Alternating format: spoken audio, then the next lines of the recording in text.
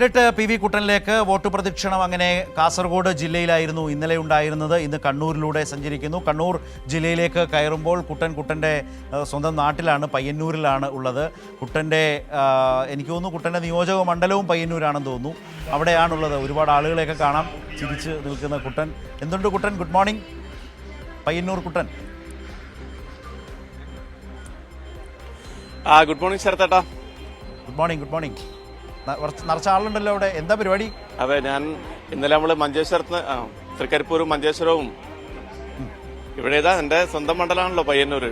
അപ്പൊ സ്വാഭാവികമായിട്ട് ഈ വോട്ടർ പ്രദക്ഷിണം പോകുമ്പോ നമ്മുടെ മണ്ഡലത്തിൽ കയറാതെ എന്തായാലും പോകാൻ പറ്റില്ല. ഇപ്പോ ഇതാ രാവിലെ തന്നെ നമുക്ക് ഇവിടെ ദൃശ്യങ്ങളിൽ കാണാം. കാങ്കോൽ എന്ന് പറയുന്ന ഒരു കൊച്ചു ഗ്രാമത്തിലാണ് ഉള്ളത്. ഇവിടെ LDF സ്ഥാനാർത്ഥി, നമ്മളെ പയ്യന്നൂരിലെ LDF സ്ഥാനാർത്ഥി TA മസൂദനന്റെ പര്യടനം ഇവിടെ നിന്ന് ആരംഭിക്കുകയാണ്. രാവിലെ തന്നെ ഒരുപാട് ആൾക്കാർ നമുക്ക് ഈ ദൃശ്യങ്ങളിൽ കാണുന്നത് പോലെ തന്നെ ഉണ്ടാവും.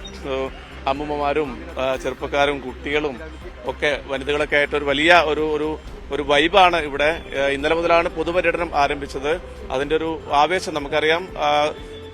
LDFന്റെ പ്രത്യേകിച്ച് CPIMന്റെ കേരളത്തിന് ഏറ്റവും ശക്തി ദുർഗമാണ് പയ്യന്നൂര്. അതുകൊണ്ട് തന്നെ ഇവിടുത്തെ സ്ഥാനാർത്ഥിയുടെ പര്യടനം എന്നൊക്കെ പറയുന്നത് വളരെ ആവേശകരമായ രീതിയിലാണ് പുരോഗമിക്കുന്നത്. ഓരോ കേന്ദ്രങ്ങളിലും ഈ പറയുന്ന കൊച്ചു കൊച്ചു കേന്ദ്രങ്ങളിലാണ്, ബൂത്ത് തലത്തിലൊക്കെയാണ് സ്വീകരണം. അവിടങ്ങളിലൊക്കെ ഒരുപാട് പേരിങ്ങനെ സ്ഥാനാർത്ഥിയെ വരവേൽക്കുന്നതിന് വേണ്ടി എത്തുകയാണ്. സ്ഥാനാർത്ഥി ഇപ്പോൾ ഇവിടെ വോട്ടഭ്യർത്ഥന മാത്രമല്ല, എല്ലാവർക്കും ഈ നാടിന്റെ മുഴുവൻ സ്പന്ദനങ്ങളും അറിയുന്ന നാട്ടുകാർക്ക് വളരെ വേണ്ടപ്പെട്ട ഇവിടുത്തെ ഒരു യുവജന ബാലസംഘകാലം മുതൽ യുവജന നേതാവായി, ഈ നാടിന്റെ തന്നെ പൊതു നേതാവായി വളർന്ന ഒരു ഇപ്പോൾ CPIMന്റെ കണ്ണൂർ ജില്ലാ സെക്രട്ടറി മെമ്പറും ഈ നാടിന്റെ ഒരു വലിയ നേതാവ് കൂടിയാണ് TA മസൂദനൻ. എങ്ങനെയാണ് ഈ നാട് അങ്ങയുടെ ഈ സ്ഥാനാർത്ഥിത്വം വരവേൽക്കുന്നത്? പ്രചാരണ രംഗമൊക്കെ എങ്ങനെയാണ് മുന്നോട്ട് പോകുന്നത്? ഇതൊക്കെ ഞങ്ങളുടെ പ്രിയപ്പെട്ടവരാണ്. ഈ മണ്ഡലത്തിലെ ഏത് ഭാഗത്തായാലും അവരെല്ലാം അത്രയും സ്നേഹവും സ്വന്തം കുടുംബത്തിലെ അംഗത്തെ പോലെയുമാണ് ഞങ്ങളെയൊക്കെ സ്വീകരിക്കുന്നത്. വളരെ പ്രതീക്ഷ നൽകുന്ന ഒരു അന്തരീക്ഷമാണ്. ഇതുവരെ ഇല്ലാത്ത നിറഞ്ഞ് കവിഞ്ഞിട്ടുള്ള പ്രചരണവും അതുപോലെ തന്നെ വളരെ ആവേശത്തോടു കൂടി, വലിയ താല്പര്യത്തോടു കൂടി ജനങ്ങൾ ഈ തെരഞ്ഞെടുപ്പ് പ്രചരണത്തിൽ മുന്നോട്ടേക്ക് വരുന്നു എന്നുള്ളതാണ് ഇതുവരെയുള്ള അനുഭവം. അത് നമ്മുടെ ഒരു പ്രവർത്തനത്തിന് കുറെ കൂടി ഊർജ്ജവും ഉത്തേജനവും നൽകുന്നത്. കഴിഞ്ഞ അവിടെ 50,000 ഭൂരിപക്ഷം. ഇപ്രാവശ്യത്തെ ജനങ്ങൾ തീരുമാനിക്കും. അത് കഴിഞ്ഞ രാഷ്ട്രീയ കാലത്തെ രാഷ്ട്രീയ അന്തരീക്ഷവും ഇപ്പോഴത്തെ അന്തരീക്ഷവും എല്ലാം വെച്ച് ഏറ്റവും മികച്ച വിജയം പയ്യന്നൂരിനൊരു രാഷ്ട്രീയ അടിത്തറയുണ്ട്. അത് ഏത് കൊടുങ്കാറ്റ് വന്നാലും ഉലയാത്ത ഇടതുപക്ഷത്തിന്റെ അടിത്തറയാണ്. അതിൽ വലിയ നിലയിലുള്ള മുന്നേറ്റം ഇത്തവണയും തെരഞ്ഞെടുപ്പിലുണ്ടാകും. കഴിഞ്ഞ ദിവസം മുഖ്യമന്ത്രി ഒരു വിഷയവുമായി ബന്ധപ്പെട്ട് പയ്യന്നൂരിനെ പറ്റി പറഞ്ഞത് LDFന്റെ ഏറ്റവും വലിയ ശക്തി ദുർഗമാണ് പയ്യന്നൂർ. അതൊന്നും ആരും വിചാരിച്ച് ഉലക്കാൻ കഴിയില്ല എന്നുള്ളതാണ്.